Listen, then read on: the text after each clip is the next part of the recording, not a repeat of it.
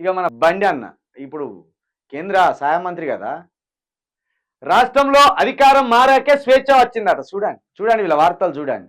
మరి స్వేచ్ఛ ఎత్తే నిరుద్యోగులను ఎందుకు అడ్డుకుంటున్నారు? నిరుద్యోగుల ఉద్యమాన్ని ఎందుకు అడ్డుకుంటున్నారు?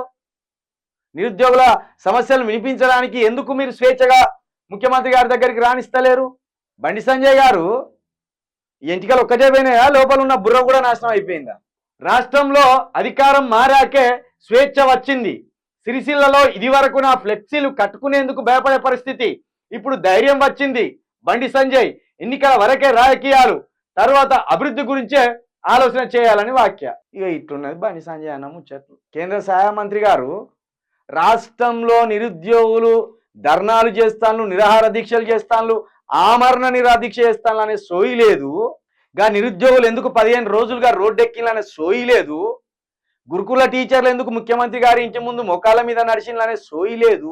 రైతులు ఎందుకు చచ్చిపోతాను మందు దాగానే సోయి లేదు. ఈయన ఫ్లెక్సీలకే కష్టం వచ్చిందట.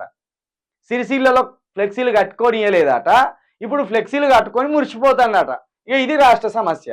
ఈయన మాట్లాడేది గిది. ఫ్లెక్సీలు కట్టుకొని ఇవ్వలేదు నన్ను ఇన్ని రోజులు, నేను కార్లు అట్లా పోతా అంటే నా ఫ్లెక్సీలు లేకపోయాన బాధ వచ్చే. ఇది నీ సమస్య.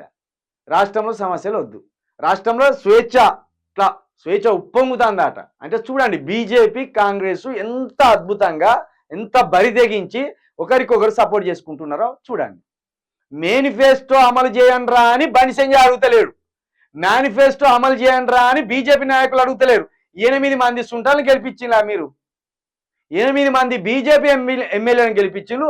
ఒక్క సుంట కూడా సమస్య మీద మాట్లాడతలేడు, ఒక్క సుంట కూడా నిరుద్యోగుల పక్షాన మాట్లాడతలేడు, ఒక్క సుంట కూడా ఇదే హామీలు ఏమైనాయి, రైతు భరోసా ఏమైంది, ఇదే 2500 రూపాయలు మహిళలకు హామీ ఇచ్చింది ఏమైపోయింది, ఇంటర్నేషనల్ స్కూల్ ఏమైపోయినాయి, 500 రూపాయల గ్యాస్ ఏమైపోయింది, 200 యూనిట్ల ఫ్రీ కరెంట్ ఏమైపోయింది అని 8 మందిని గెలిపిస్తే బీజేపీలను ఒక్కడు కూడా అడుగుతలేడండి.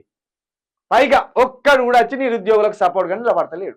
నిరుద్యోగులారా ఇప్పుడు ఆలోచించరు, మీరు ఇక ప్రజలారా ఇప్పుడు ఆలోచించరు. పైగా కాంగ్రెస్ కు సపోర్ట్ చేసినట్టు రాష్ట్రంలో అధికారం మారాకే స్వేచ్ఛ ఉన్నది అని మాట్లాడతాను. ఎవరికి స్వేచ్ఛ? ఇది వీళ్ళ రాజకీయ నాయకులకు స్వేచ్ఛ. కేసీఆర్ రాజకీయ నాయకులను తొక్కిపట్టి ప్రజలను మంచిగా చూసిండు. వీళ్ళేం చేస్తాను, ప్రజలను తొక్కిపట్టి వీళ్ళు మంచిగా ఉంటాను.